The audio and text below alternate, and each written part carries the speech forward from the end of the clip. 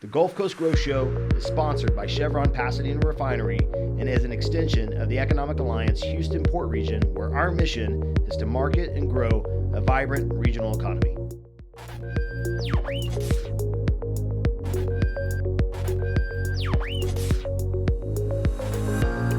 Hey everyone, and welcome back to the Gulf Coast Growth Show. I am your co-host, Zeke Smith, filling in the big seat for Jason Lee, who's out this week. And filling in for me, I guess. Yes, I'm the is backup. Our illustrious president and CEO of the Economic Alliance, Chad Burke. Third string.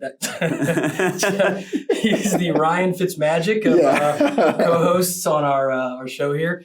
And then our guest this week is our old friend, Stuart Folse, VP of Business Development and Strategy for Cajun Industries. Stuart, thanks for being here. Well, thank you guys for having me. I'm looking forward to it. Yeah. We'll keep the hard-hitting questions for later, buddy. So Please do. Let's jump right in. So Sure. Want to hear about you, buddy, your story. Obviously, I've known you for several years. You've been around this region and the Alliance for some time as well. So give us the backstory, the story of Stuart, how you got here from the swamps of Louisiana all the way to Houston, and how you became in the role to at Cajun there for us. Well, thanks, Zeke. I appreciate the introduction. Yes, Zeke is correct. My tenure started out in the swamps of Louisiana. Made my way to LSU. I'm a fighting tiger. And then through that, I went to chemical engineering, and all roads after engineering at LSU lead through Houston, Texas, pretty much, especially if you're oil and gas. Sure. So out of college, I moved over to Houston and started my career in oil and gas, really mainly downstream. So Zeke and I have known each other for years. We worked together at Nalco Champion for about 15 years in the past. And at that time, I'd had several different roles, from marketing roles to operations roles to business development roles to my final role was VP of global strategy. So I traveled quite a bit around the world and got exposed to different cultures and how they do business.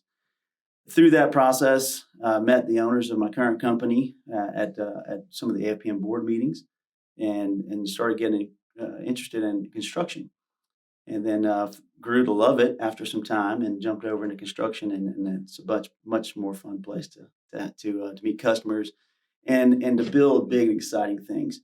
You know, now the things I get to work on are impacting people's lives, jobs. How do you grow a community versus, how do you grow different cultures around the world? But that's a little bit about my background. So from a Cajun perspective, what we do is we're an EPC company. We're mainly what I would call a GC company, where we will look to do construction work around mechanical, civil, deep foundations. We have a marine group as well, Okay. and some engineering group that's basically driven through construction projects. So our focus really is Gulf Coast, but we do branch out on the lower 48. Okay. And I assume since it's Cajun, you're based in Iowa, is where they're based. Yeah. East Texas, good East Texas company. No, we are based. Our home base is Baton Rouge, Louisiana. We were founded by a gentleman named Lane Grigsby. We just celebrated our 50th year this year. Congrats. So really big milestone. We've actually been in the Houston market for over 20 years. Okay. We're really just picking up probably in the last 5 to 7 years. Through COVID, we've shifted our strategy, which for most companies, COVID was sort of a hit. For us, we looked at it as an opportunity to redevelop strategy. And we can get into that more later, but COVID for us was actually a good thing. So tell us about your role quickly at Cajun, Sure. What you're doing day to day. I know we've talked before the show and often at other meetings, what you're doing day to day. So as my role in Cajun, really what I'm looking at is how do we approach the market? What market segments do we go after? With the ever-changing landscape between IRA bills and other opportunities with global demand, how do you shift your focus between an oil and gas to now renewables, semiconductors, other things? So as part of my role in Cajun, I have a group of folks where we look at the customers, what customers we go after, who we partner with, contracts, and also just what the landscape of what, as a company of our size, what do we want to approach? Because there's certain jobs that are going to be more in line of a much bigger company, or some jobs are going to be for smaller companies. So we have to make sure we partner with the right customers and go after the right projects, so it's a win-win for us and the customer. Hearing a lot more of that in the market these days is going after the right customer, not all of them. There's enough, I think, right now to go around, right? I know I talked to you and several others about record backlog, and things are picking up. I I think the post-pandemic era is in full swing, certainly from a petrochem perspective, right? So Yeah, if you would, I'd say a quick story. I remember during COVID, especially I remember about May of 2020, when all of our refining customers and chemical companies started giving us the bad news that, hey, we're not going to continue this project. So like us, many companies, their backlog essentially vaporized. Some people lost all of it. Some people lost 20, 70, 80%, but everybody lost a significant portion. Sure. So during COVID, we were basically a refining petrochemical construction company, if you will.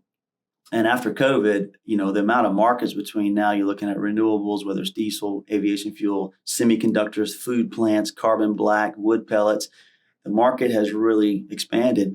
But more importantly, during COVID, I remember talking to folks from the engineering companies.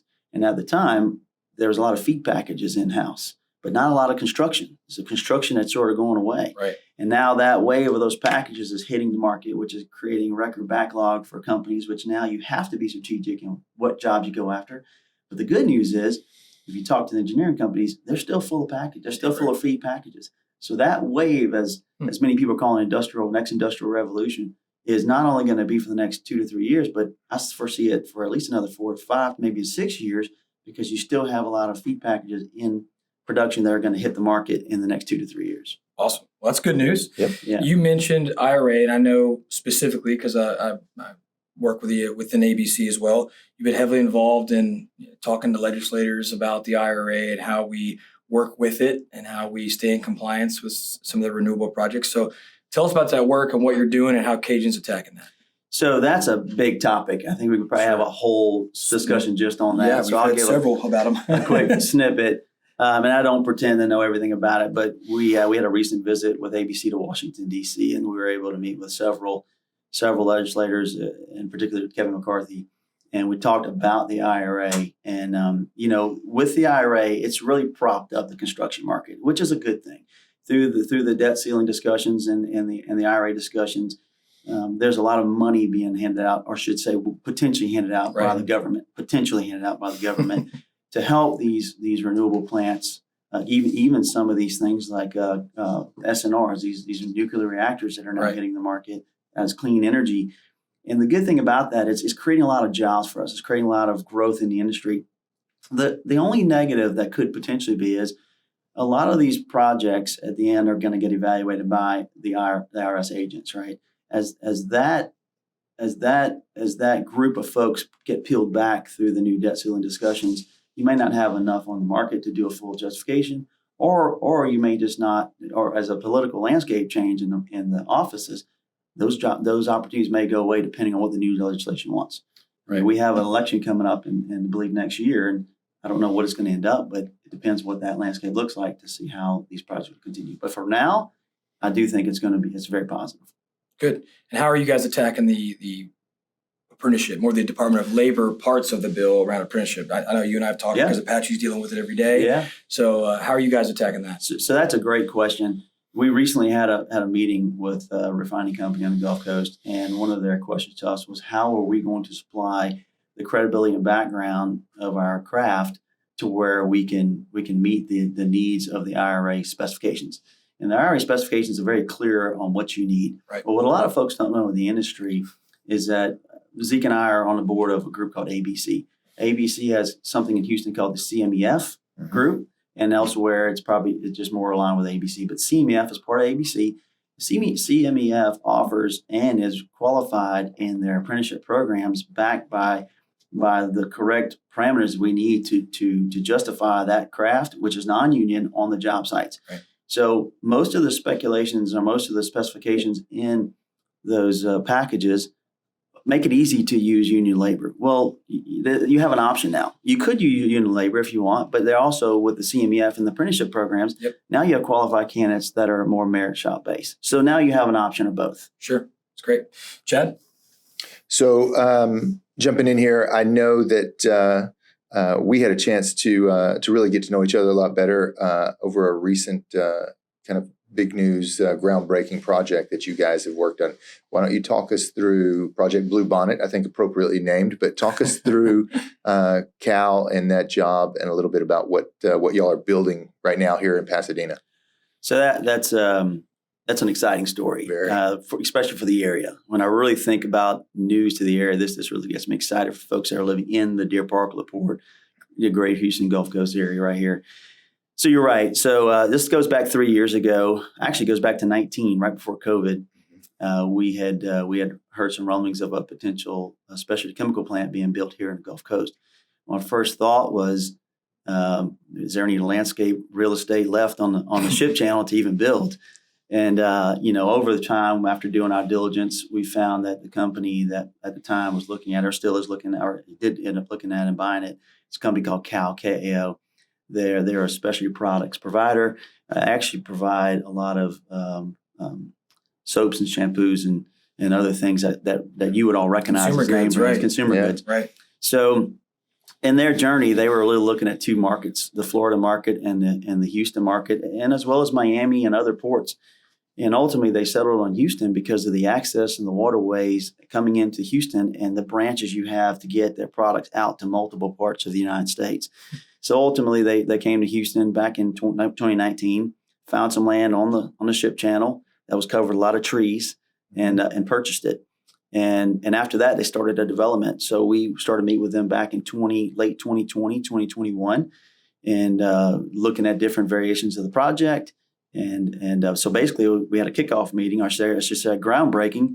So Chad was gracious enough to come and speak. The executive panel from Japan flew over for the event.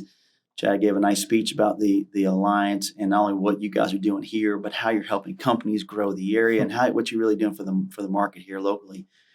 So that project's going to be about 18-month-long project. It's going to employ about 500 craft altogether for construction. So Beautiful. So the beauty about that will be an opportunity for not only subcontractors, different facets of subcontracting, but for ongoing labor when you start the plant up. So you're going to have a crew that's going to operate that plant, Sure. and they're going to make a specialty product that it can sell into the Houston market. So from just a local presence to an economic alliance, attraction to the area, I mean, it's just a great success story. And we're going to do the construction management on it, and then we're going to manage the whole project from start to finish. Yeah, fantastic project. A couple of quick notes. So one, you heard it's a Japanese-owned company. 60% of its downstream chemical manufacturing along the Houston Ship Channel is foreign direct investment. So there's another perfect example. Cal has no presence in this market right now, and so they were able to find, locate, and this is where we came in. Gosh, baby, 4 or 5 years ago when they were first looking for the property.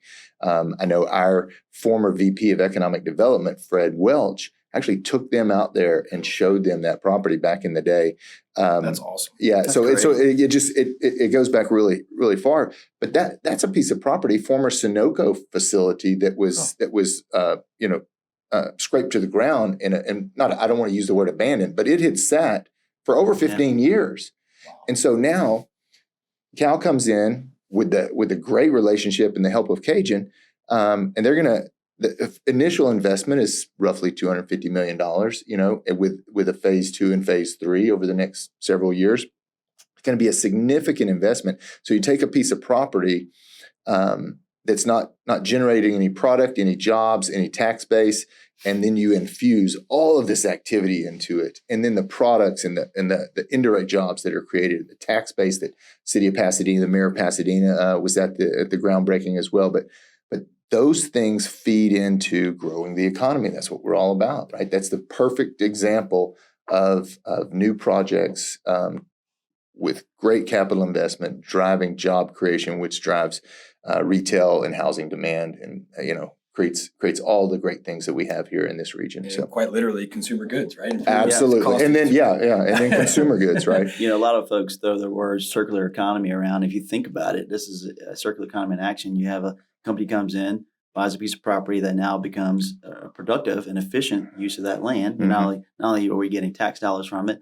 but now look at the jobs, which just go back into the local community. I mean, it's just a win-win for everybody. Yeah. What I love, and I know we're all celebrating this whole thing, is like what you said, that their reason for picking Houston is exactly what we say about why you should come to Houston every time. It's like, this isn't political speak here. This is the actual facts of why you should choose this port. And I love that they chose that piece of property in this port because of that exact reason. Like, no, well, of course you did, right? Well, we have some significant advantages. It's the largest port on the Gulf Coast. It's the number one exporting port in the country. And that speaks directly to what their needs were, right?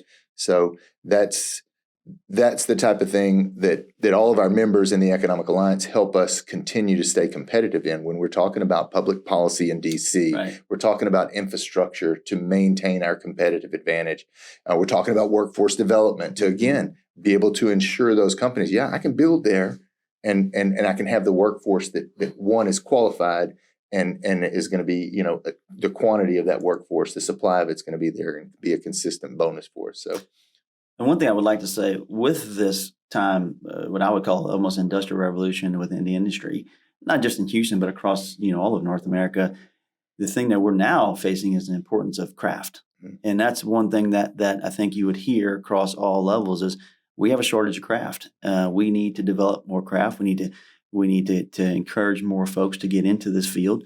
I don't think it's a lack of want. It may be a lack of knowledge. So one thing that Zeke and I also do is we're part of a committee that donates money to high schools, and basically through the organizations, we work with local high schools to create welding programs, carpentry programs to help craft at an early age.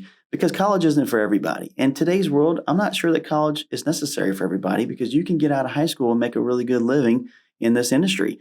If you look at the wages that they pay for craft coming out of high school, over a 4-year period, if you invest in that versus college, you might have an argument that maybe that might be a better option. Absolutely. And that effort creates awareness. The efforts that y'all do with ABC and those different organizations that we do with our Right. Dream and Do It program in Patty Bill, Right. It creates awareness and gives those students options where if they don't know about it, you can't step into these roles and these lifestyles and kind of live the American dream without the access, the door being opened. And what you're doing really, really begins to open the opportunities for kids who would not otherwise realize that, hey, for a $5,000, a couple of years of training, associate's degree or technical certification, I can raise my family, buy a house, have a great quality of life right here in our backyard. That's those right. types of things. Yeah, I mean, welding, carpentry are fairly famous craft professions. Talk about a guy who does scaffolding. There's not a lot of kids that are like, I want to grow up and be a scaffolder. So getting in front of them and saying, hey, you can make a living. You earn while you learn. The apprenticeship work with program, your hands. You get out. You're not stuck in an office all day. And what we do a lot, we talk about a lot is, like us, right? We talk a lot about parents still think college is their preferred answer for their children when they survey parents. But we start talking about companies like Cajun, Apache, and other ones. You can go to work, make a living, and perhaps that company will reimburse you for college later on, right? So we were fighting college debt for several years, right out of college. These kids are maybe not making as much as we did when we started, but they're keeping a heck of a lot more than we did when we started, and less debt, right? So I think that's the big narrative. So to your point, one other thing I wanted to say is what I'm happy to say is on our recent trip to Washington as a group, we talked a lot about the need for craft and talked a lot about with the different politicians and senators how they can help us. Sure. And I will say I was very happy with the receptivity of all political parties. Jobs are across all political parties. Yep, that's right. So people don't, whether you're Republican, Democrat, or Independent, it doesn't matter. And I was very happy that, I can list a list of politicians that we talked to that are senators in Texas, and every one of them said, how can we help with workforce development? What can we do when we go back to our areas and talk to our constituents to help? Because opening the eyes of politicians gets the word out a lot faster than the three of us can. Podcasts are great, but they have a lot more traction, whether it's Twitter, whether it's... They got a few more listeners than the podcast. I would say one or two, not many. Right. But the reality of it is I was very happy to see they are supportive of the industry. And they're supportive because the industry is not just oil and gas or just renewables. It's semiconductors. It's wood pellets. It's all food processing plants. So construction touches every facet.